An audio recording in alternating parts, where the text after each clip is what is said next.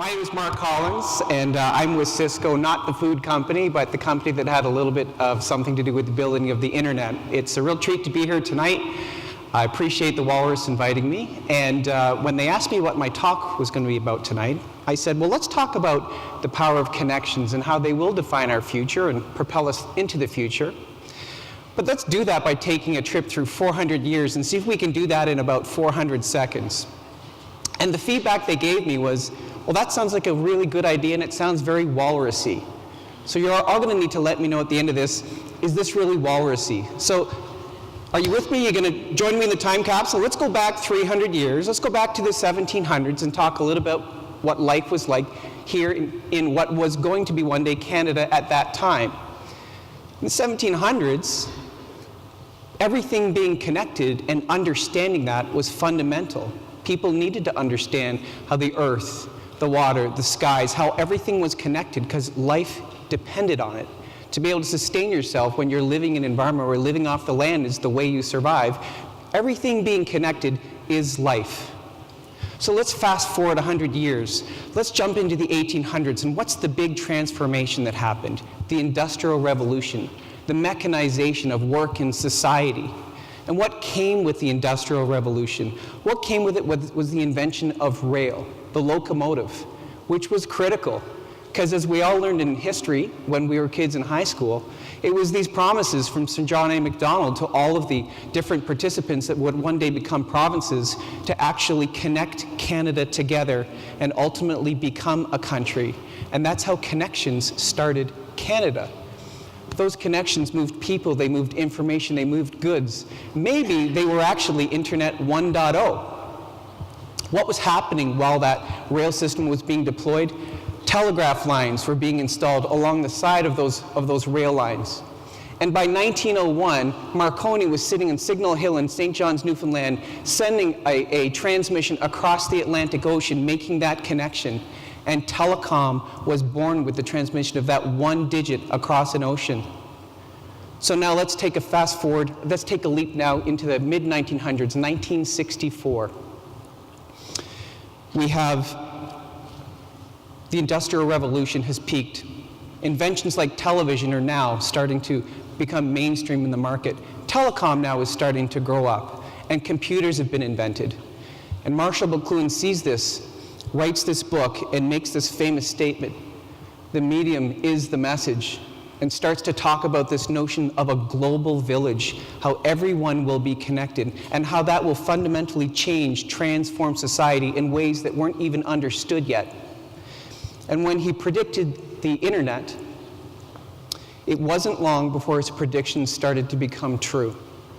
So by 1995, the World Wide Web is invented.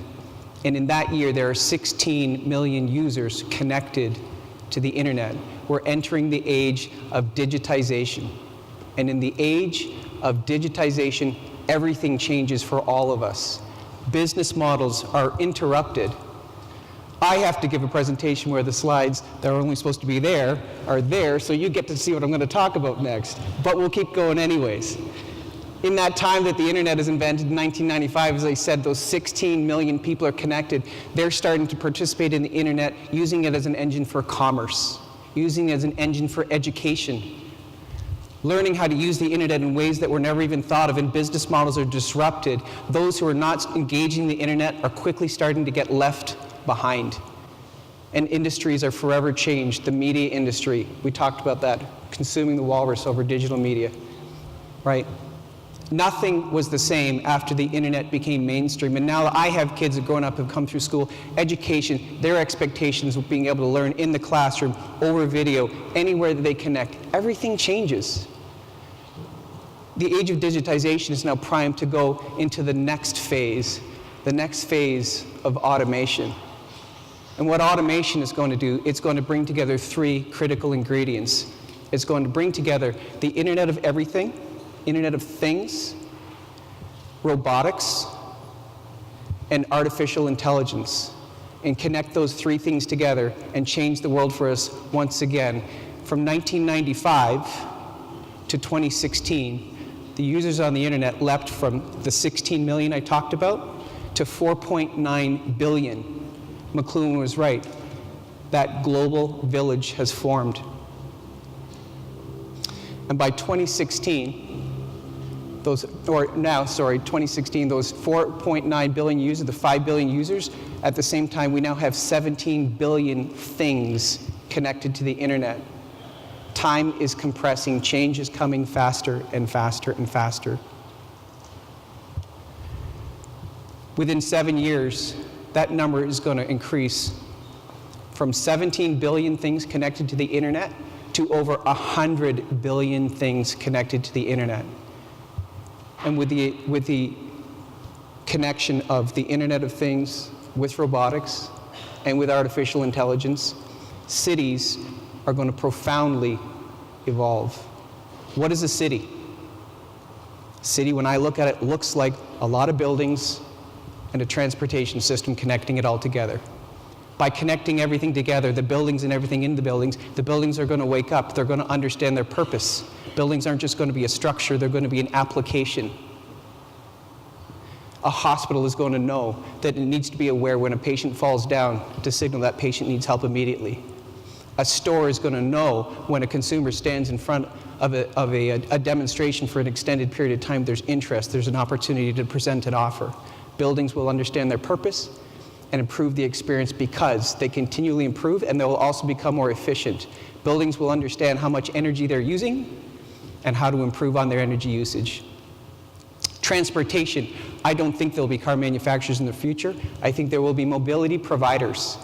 People will subscribe to mobility services. In cars, autonomous cars, that's the beginning. The destination is not the cars being autonomous driving on the roads, it's the roads driving the cars, knowing where the cars are. People subscribing to services, knowing that they can click a button on a mobile device, have a car be where they need it to be, take it where they need to go, and when the network and the roads are controlling the cars, there's no more stop signs, there's no more traffic lights. It's not necessary because the roads, the network will be driving the cars. Connecting everything will change everything. And to just wrap it up, I don't know what ultimately the future holds, but I know those connections changed everything.